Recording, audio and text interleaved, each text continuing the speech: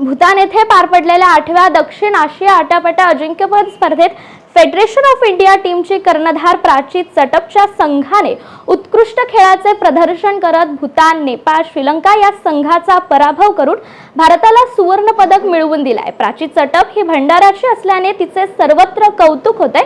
विशेष म्हणजे याआधी प्राची चटप ही महाराष्ट्र आटापट्टा संघाची सुद्धा कर्णधार राहिली आहे। आटापट्टा संघाच्या यशाने भंडारा जिल्ह्याच्या शिरपेचात मानाचा तुरा रोवला गेलाय। मी कुमारी प्राची चटप भंडारा जिल्ह्यातील खमारी या गावातील एक खेळाडू आहे। मी माझे शिक्षण जेम पटेल कॉलेज फायनल इथे घेत आहे। यामध्ये महत्त्वाचे योगदान म्हणजे ते माझी आई, माझी दादा, माझी मामा यांचा होता।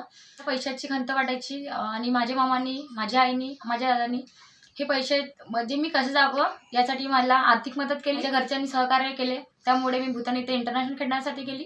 त्यामध्ये फक्त एक जिद्द होती की नाही, जेव्हा आपण मैदानात उतरू तर आपल्याला यश जिंकायचे आहे, ही माझी इच्छा होती। मी भंडारा इथली एक खेळाडू होती। चेन्नई, पॉंडिचेरी, केरला, आंध्र प्रदेश, MP आणि अन्य स्टेटच्या मुली होत्या। सोबत डॉक्टर अमरकांत चकोले सर, सौरभ घाटे सर व सौरभ मोड सर, सागर गुल्लानी सर हे होते। भूतानला गेल्यानंतर 4 सामने झाले, त्यामध्ये अफगाणिस्तान, नेपाळ, भूतान आणि श्रीलंका या देशांसोबत आमचा संघर्ष झाला।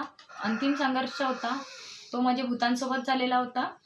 त्यामध्ये असं भीती वाटायची। 12 पॉईंट, भूतानचे 12 पॉईंट झालेले होते आणि इंडियाचे फक्त 4 पॉईंट होते। त्यामध्ये जे बाकीचे पॉईंट होते ते कव्हर करायचे होते। 5 पॉईंट, त्यामध्ये असं 3 प्लेयर तर आउट झालेले होते, फक्त 2 होते। त्यानंतर 2 असल्यानंतर मी आणि माझी सोबती होती 5 पॉईंट लागत असल्यामुळे फक्त 2 मिनिटाचा टायमिंग होता। त्यामध्ये मी शांत करून मी तो गेम खेळला, 5 पॉईंट कव्हर केले, इंडियाला स्वर्ण पदक मिळवून दिला। त्यामध्ये आल्यानंतर माझे भंडारापासून माझ्या गावापर्यंत माझा सत्कार करण्यात आला।